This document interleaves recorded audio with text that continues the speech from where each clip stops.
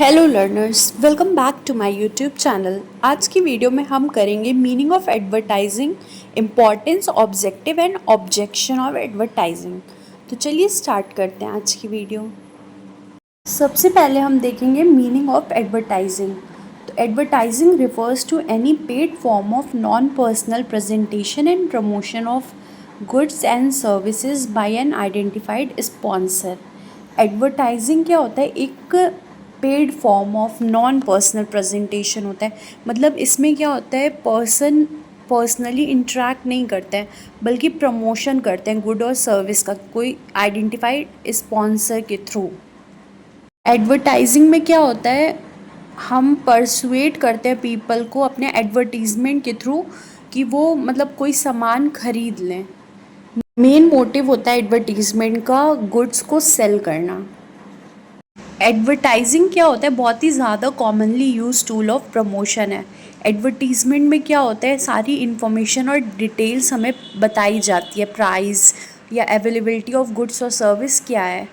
Basic purpose क्या होता है, डिमांड जो है गुड्स या सर्विसेज का उसको इंक्रीज़ करना और सेल्स को इंक्रीज़ करना। सम ऑफ द कॉमन मोड्स जो होते हैं एडवर्टीज़मेंट के वो क्या होते हैं, न्यूज़पेपर के थ्रू हम एडवर्टीज़मेंट कर सकते हैं, टेलीविज़न के थ्रू कर सकते हैं, मैगज़ीन हो गया, रेडियो हो गया। ये सब क्या है, मोड्स है एडवर्टाइजिंग के। Next, features of advertising. अब एडवर्टाइजिंग के फीचर्स क्या होते हैं? सबसे पहला, पेड फॉर्म। एडवर्टाइजिंग जो होता है वो एक पेड फॉर्म होता है, पैसे देने पड़ते हैं इसके लिए।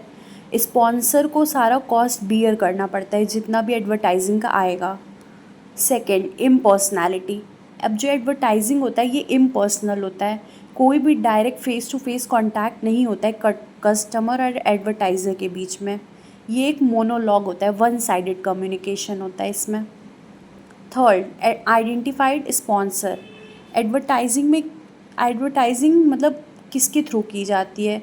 कोई भी इंडिविजुअल कंपनी या फिर कोई भी स्पॉन्सर हो सकता है जो सारे कॉस्ट उठा रहा हो। तो इस थर्ड पॉइंट क्या हो गया, आइडेंटिफाइड स्पॉन्सर होता है इसमें। Next topic is role of advertising. अब एडवर्टाइजिंग की क्या इंपॉर्टेंस है, क्या रोल वो प्ले करता है? तो सबसे पहले, mass reach. Advertising is a medium through which a large number of people can reach over a vast geographical area. Advertising एक ऐसा मीडियम है जिससे बहुत ज़्यादा नंबर में पीपल रीच कर पाते हैं जोग्राफिकल एरिया को। जैसे एडवर्टीज़मेंट अगर हम न्यूज़पेपर या टेलीविज़न में मतलब करेंगे तो उससे क्या होगा, लैक ऑफ पीपल तक हमारा एडवर्टीज़मेंट जाएगा। Second, enhancing customer satisfaction and confidence. A publicly advertise product get authenticity as there is always a proof for it. Buyer feel more comfortable to buy a widely advertised product. Advertising create confidence amongst buyer about the product quality and hence they feel more satisfied. अब ऐसे good जो कि बहुत ज़्यादा advertised होते हैं तो उसकी रियल होने की चांसेस बहुत ज़्यादा होते हैं, उसका प्रूव होता है तो बायर बहुत ज़्यादा कंफर्टेबल फील करते हैं और सेटिस्फाई फील करते हैं ऐसे प्रोडक्ट्स को ख़रीदना जो वाइडली एडवर्टाइज्ड है, क्योंकि उसकी क्वालिटी के बारे में वो अश्योर होते हैं। तो इससे क्या होता है, इन मतलब ये कस्टमर का सेटिस्फैक्शन भी बिल्ड करता है, बढ़ाता है और कॉन्फिडेंस भी बढ़ाता है, तो सेल मतलब इंक्रीज़ होती है गुड्स की। थर्ड, एक्सप्रेसिवनेस। अब एडवर्टाइजिंग के थ्रू क्या कर सकते हैं, हम गुड को ज़्यादा एक्सप्रेसिव बना सकते हैं, अपीलिंग और एट्रैक्टिव बना सकते हैं। इतनी सारी लेटेस्ट टेक्नोलॉजी, ग्राफिक, मल्टीमीडिया ये सब आ गया है, तो इससे क्या होता है, एडिटिंग वगैरह करके प्रोडक्ट को बहुत ज़्यादा टेम्पटिंग बनाया जाता है जिससे कस्टमर अट्रैक्ट हो और सेल मतलब इंक्रीज़ हो, डिमांड बढ़े गुड्स की। अब इम्पॉर्टेंस के साथ साथ इसके बहुत सारे ऑब्जेक्शन और क्रिटिसिज्म भी हैं। इसमें सबसे पहला आ जाएगा ऐड टू कॉस्ट। अब एडवर्टाइजिंग को बहुत ज़्यादा क्रिटिसाइज किया गया on the ground that it increases unnecessarily price of the product. मतलब अब एडवर्टाइजिंग को बहुत ही ज़्यादा क्रिटिसाइज़ किया गया है किस बेसिस पे कि इससे क्या होता है, प्राइस ऑफ द प्रोडक्ट बढ़ जाता है। कोई भी फर्म होता है बहुत ज़्यादा मनी स्पेंड करता है एडवर्टाइजिंग के लिए, जिससे क्या होता है, कॉस्ट ऑफ प्रोडक्शन बढ़ जाता है। For example, advertisement on TV cost large amount of money, this increase cost is pass to the customer in the form of higher price.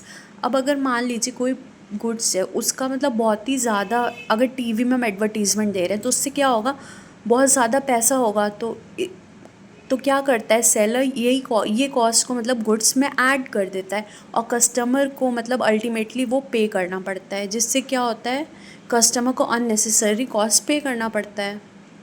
अब इसके ऑब्जेक्शन में कहा गया है कि मतलब ये कम्प्लीटली हम इसके साथ एग्री नहीं कर सकते हैं। इससे प्राइस तो बढ़ेगी बट डिमांड भी प्रोडक्ट की बढ़ती है। और एडवर्टीज़मेंट से क्या होता है, पीपल अवेयर भी होते हैं बहुत ज़्यादा, उन्हें नॉलेज होती है कि मतलब क्या गुड्स है, क्या आ रहे हैं, उनको किस चीज़ की ज़रूरत है।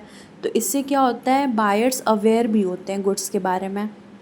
और एडवर्टीज़मेंट से डिमांड बढ़ती है तो उससे मास प्रोडक्शन होता है, जिससे इकॉनमी ऑफ स्केल आता है और per unit cost of production कम हो जाता है। तो हम कह सकते हैं एडवर्टीज़मेंट से क्या होता है, बर्डन मतलब कंज्यूमर का कम होता है, ना कि ऐड होता है। ये इसका ऑब्जेक्शन हो गया। Next, undermine social values. अब एडवर्टीज़मेंट को क्रिटिसाइज़ किया गया है क्योंकि ये प्रमोट करता है मटेरियलिज्म को। इसमें ये कहा जा रहा है कि एडवर्टीज़मेंट से क्या होता है, पीपल टेम्प्ट होते हैं, उनको लगता है मुझे ये भी चाहिए वो भी चाहिए, बट मतलब इतनी ज़रूरत नहीं होती है पीपल को। Knowledge about new product makes them dissatisfy with their present state of affair. उनको न्यू प्रोडक्ट के बारे में पता चलता है तो उनके पास जो अभी है उससे वो डिससेटिस्फाई हो जाते हैं। एडवर्टीज़मेंट में क्या होता है, वो शो करता है न्यू तरीके की लाइफस्टाइल, जिससे मतलब पीपल जो हैं वो अपने आप को सोशल अप्रूवल नहीं पाते हैं अपने आप में। तो इससे क्या होता है, वो मतलब एक तरह से सोशल वैल्यूज़ को घटा रहा है। अब इसका ऑब्जेक्शन क्या होगा, this criticism is not entirely true. In fact advertisement helps buyer by informing them about the new product which may be improvement over the existing product. अब ये पूरी तरीके से नहीं सही है, बल्कि एडवर्टीज़मेंट से क्या होता है, पीपल को नॉलेज होती है न्यू प्रोडक्ट के बारे में और पता चलता है कि क्या इम्प्रूवमेंट आ रहे हैं प्रोडक्ट्स में, ताकि वो अपना मतलब प्रोडक्ट को अपग्रेड करें। अगर उनको इस प्रोडक्ट ये सब मतलब जो भी अपग्रेडेशन आ रही है या इम्प्रूवमेंट आ रही है, अगर इसके बारे में नहीं पता रहेगा तो वो लोग स्टिल यूज़ करते रहेंगे इनएफिशिएंट प्रोडक्ट। तो इससे क्या होगा, उनका मतलब पैसे बर्बाद ही होंगे। तो एडवर्टीज़मेंट से क्या होता है, कंज्यूमर को मतलब इन्फॉर्मेशन मिलती है और वो अपनी फ़ाइनल चॉइस कर पाते हैं कि वो उनको मतलब एग्जिस्टिंग प्रोडक्ट ही यूज़ करना है या न्यू प्रोडक्ट यूज़ करना है। Third, confuse the buyer. अब कॉन्टीन्यूस जो इंक्रीज़ हो रहा है नंबर ऑफ़ एडवर्टीज़मेंट से, उससे कंज्यूमर क्या हो रहे हैं, कन्फ्यूज़ड हो रहे हैं, क्योंकि हर जो एक ब्रांड है वो क्लेम लाता है कि वो दूसरे से बेहतर है। फॉर एग्ज़ाम्पल बहुत सारे टाइप के एडवर्टीज़मेंट है डिटर्जेंट पाउडर के लिए, लाइक सर्फ, टाइड, एरियल, बहुत सारे। तो सारे ब्रांड अपने आप को क्लेम करते हैं कि वो बेस्ट ब्रांड है। तो इससे क्या होता है, जो बायर होता है वो कंफ्यूज हो जाता है और बहुत ज़्यादा डिफ़िकल्ट हो जाता है उसके लिए चॉइस करना। अब इसका ऑब्जेक्शन क्या हो गया, अब ये रॉन्ग होगा कहना कि एडवर्टीज़मेंट कंफ्यूज करता है बायर को। एडवर्टाइजिंग केवल अल्टरनेटिव्स प्रोवाइड करता है और चॉइसेस प्रोवाइड करता है। कंज्यूमर को कंज्यूमर से मतलब ये एक्सपेक्ट किया जाता है कि वो रैशनल चॉइस करे, और अगर कोई कन्फ्यूजन है तो उसको हमेशा क्लैरिफाई करे कोई भी डिसीज़न लेने से पहले। Next, encourage sale of inferior goods. अब एडवर्टाइजिंग से क्या होता है, वो डिस्टिंगाइज नहीं कर पाता है सुपीरियर और इन्फीरियर प्रोडक्ट्स में, जिससे क्या होता है पीपल ख़रीद लेते हैं इन्फीरियर गुड। इनफैक्ट ये भी कहा जाता है कि एडवर्टाइजिंग से हम कुछ भी बेच सकते हैं मार्केट में। अब इसके अगेंस्ट ऑब्जेक्शन क्या है, इन्फीरियरिटी और superiority of a product depend on the economic status and preferences of the target customer. Advertising should not be blame for the sale of inferior goods. अब इन्फीरियर या superior goods जो है वो depend करते हैं economic status क्या है customer का और प्रेफरेंस क्या है। अब एडवर्टाइजिंग को हम इसके लिए ब्लेम नहीं कर सकते। फॉर एग्ज़ाम्पल मान लीजिए एक पर्सन है, उसकी फाइनेंशियल पोजीशन बहुत पुअर है और वो अलाउ नहीं करता है ब्रांडेड आइटम्स ख़रीदना, तो वो लोकल ब्रांड्स पे जाएगा। इसीलिए advertisement. Next, some advertisement are in bad taste. अब दूसरा ऑब्जेक्शन क्या है कि कुछ एडवर्टीज़मेंट होते हैं वो बैड टेस्ट में होते हैं, जैसे इनडिसेंट लैंग्वेज यूज़ की गई होती है, कोई फोटोग्राफ मतलब बैड यूज़ की गई होती है, या कोई बैड मैसेज कन्वे कर रहे होते हैं कस्टमर को अट्रैक्ट करने के लिए। For example, women running after a person because he is using a particular perfume. अब वुमेन दौड़ रही है किसी पर्सन के पीछे क्योंकि वो पर्टिकुलर ब्रांड का परफ्यूम यूज़ कर रहा है, तो अट्रैक्ट करने के लिए कस्टमर को। बट ये सब जो एडवर्टीज़मेंट होते हैं ये डिग्रेड करते हैं एथिकल और सोशल वैल्यूज़ को। अब इसका ऑब्जेक्शन क्या हो गया इसके against? Advertising basically aims to create demand for the product. It is not bad in itself. There may be some chances of misuse of advertising as a tool, which should be properly safeguarded by the law or by developing a code of conduct by advertiser for their self-regulation. अब advertising का main M होता है demand को create करना, वो bad नहीं होता है। कुछ बट चांसेस होते हैं कि मिसयूज़ हो एडवर्टाइजिंग एज अ टूल, तो इसको मतलब प्रॉपरली सेफगार्ड करना चाहिए लॉ के द्वारा और कोड ऑफ कंडक्ट बनाना चाहिए कि एडवर्टाइज़र क्या यूज़ कर सकते हैं। तो ये थे कुछ ऑब्जेक्शन अगेंस्ट एडवर्टाइजिंग, और ऑब्जेक्शन के अगेंस्ट भी।